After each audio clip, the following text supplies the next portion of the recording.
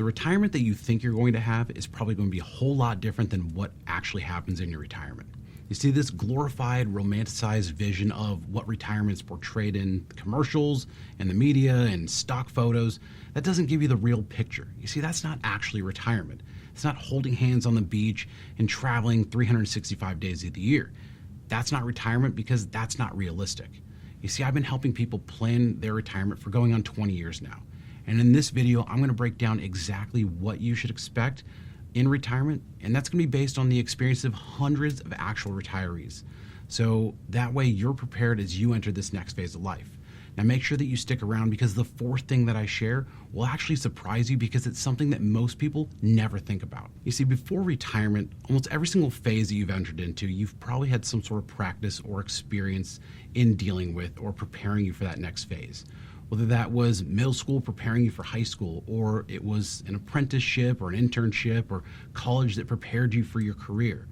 The only other thing that I could think of that maybe didn't prepare you for was maybe having your first child. I know for me, that was kind of a wake-up call, but when you're having kids, there's so many opinions that people are going to give you that are unsolicited anyway, you almost feel like you have one. Now, see, the conversation around retirement is typically around the mechanics to actually get there. It's around financial planning. It's around making sure that you've got enough money.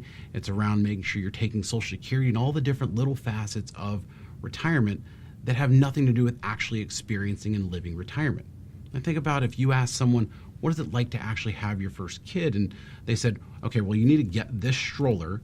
You need to make sure that you've got this diaper and you put it on this way. And they're walking you through the mechanics as opposed to telling you, hey, look, your first year, you're probably going to be pretty tired. Your kids are going to grow up faster than you think. And you hear these things, but it's usually the opposite when it comes to retirement. Most people don't tell you, here's what to expect in retirement. So we're going to dive into what to actually expect. Now, the first thing that you want to go into retirement with an open mind is knowing that it's weird at first.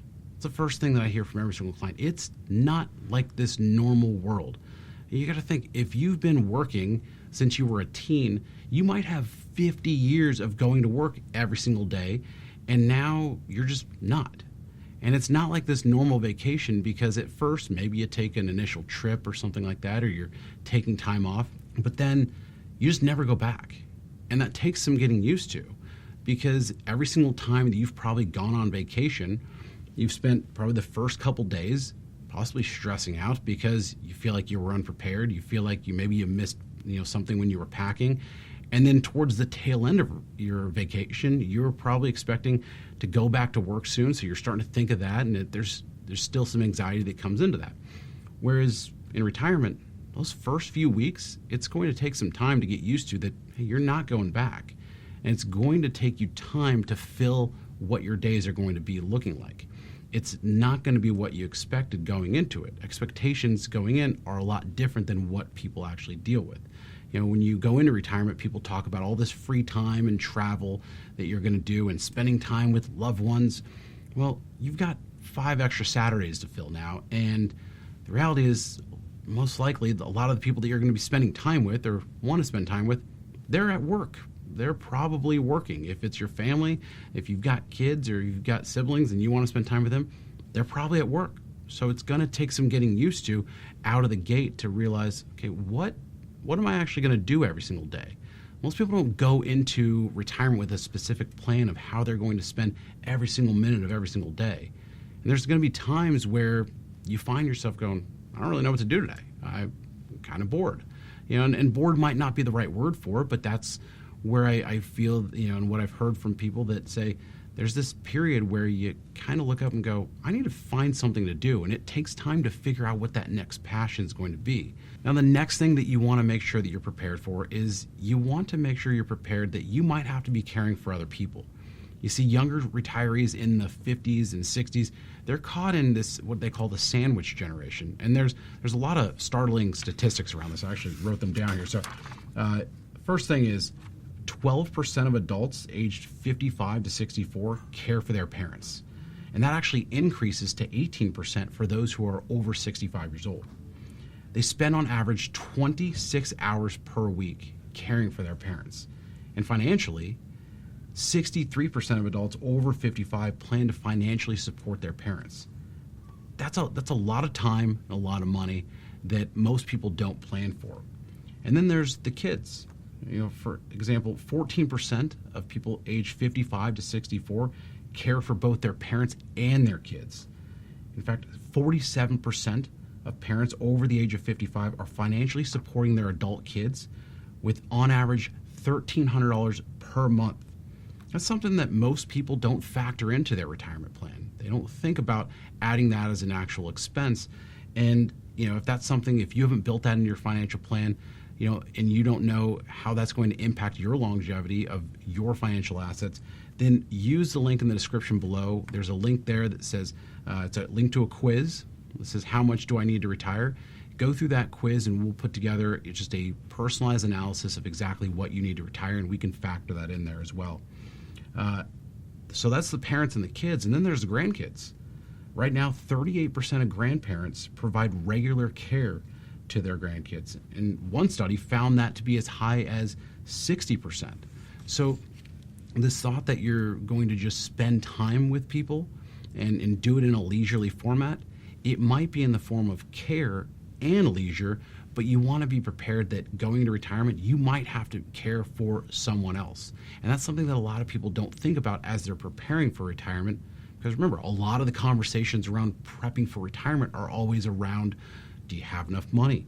What are you going to do about your house? Are you going to relocate? Are you going to need to buy a new car? How should you invest for retirement? There's so many different things that go into retirement. Most people will overlook, am I going to have to care for my parents or my kids? So just keep that in mind. Now, the next thing that you want to make sure that you're prepared for as you enter retirement is that your health, it does limit what you can do. You see, they call retirement the golden years, which is a phrase that I absolutely hate. Because to me, when I hear golden years, I think of you're putting someone out to pasture and life's kind of over at that point. And that's not the case. The reality is retirement is a great period of time that if you get there, you probably worked really hard to do so. But as you made it through life, I don't know about you, but I've always felt like the future is always going to be better. I remember being in my 20s and, someone tells me, hey, you better enjoy eating what you want without having it hit your gut, while you're in your 20s because metabolism slows down. Well, when you're in your 30s, I still felt like, hey, you know what? Maybe I can still eat that full piece of cake or, that box of cookies. Or, when you hear people tell people in their 30s that these are the best years of your life. And when you're in your 30s, you go, I hope not. I hope my best years are ahead of me. And then in your 40s and your 50s, maybe those are the true golden years that people talk about, where the kids are out of the house, you have more money because you're making money. And now that you're retired, you probably currently feel like you can still do what you did in your 40s and 50s. I mean, I still feel like I could physically do what I did in my 20s up until recently when I pulled a back muscle just because I sneezed. And you realize that you go through life and you're always thinking that the future you're going to be able to stay in the same body, the same physicality as you are, and that health part doesn't ever really hit you. But the reality is, what I've seen is that the happiest retirees are typically the healthiest because they can experience more and they're not limited. You see, I had a client who every year they love to travel. I've worked with them for going on 20 years now, and every year they planned a massive vacation, just one great trip overseas, and it was something that we always built into their financial plan, and they loved doing it. And I always got to see the pictures and got to see the whole experience on social media. It was amazing. And there was one year just out of the blue where we were planning the trip, and then all of a sudden they just had to cancel the trip. And they didn't realize in that moment that the last trip they took was their last trip. And that's where it really, you start thinking, health is something that you've got to start really taking care of. I know that personally, there were times where I always put health off. That's just me. I don't want to go to the doctor. I hate giving blood. I hate needles. I don't want to do all that. And then you realize, well, if I want to maximize this time that I've got where I don't have the obligations of going into work, I've got this time where I can travel if I really wanted to, and hopefully by then, I've got the financial resources to do so in a way that I want to. I don't want to be limited by health. So as you're preparing for retirement, it doesn't have to be, going out and, starting to deadlift or lift heavy weights, but do what you can to start getting healthy as early as you can, because that's the savings account that most people don't talk about, that once it's depleted, you just don't know it. And then eventually you're just there and you can't do what you really wanted to do in retirement. Now, the fourth thing that I want to prepare you for as you enter retirement is, to me, my favorite part about being a financial advisor to clients who are going into retirement or who are retired. And that is, it's not easy to spend money. Most people have such a block around actually spending the money that they've worked so hard to accumulate. Because if you think about it, as I mentioned, if you started working in your teens, you probably have 50 years of work experience where the fear of not having enough money saved has been beaten into your head for decades. And so you get to the point where now you're in retirement and you go, well, I've got to live on this budget. I got to live on this fixed amount. I can't spend anymore, even though all the numbers are there that probably support that you could probably spend more. And retirement, it's not this spending straight line that adjusts for a 2.5 inflation rate every single year and you're getting this little cost of living adjustment. That's just not how actual retirement works.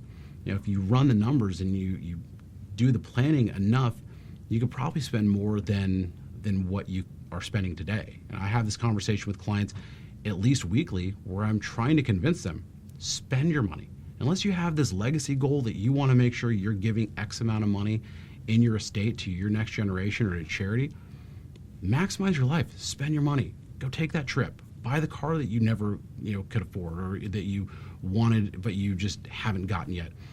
Go do the things that you want to do, especially if your health is there to do it. So that's my favorite thing, to be able to have a conversation like that with clients, to tell them you can spend a lot more than what you're currently spending. Now go do it.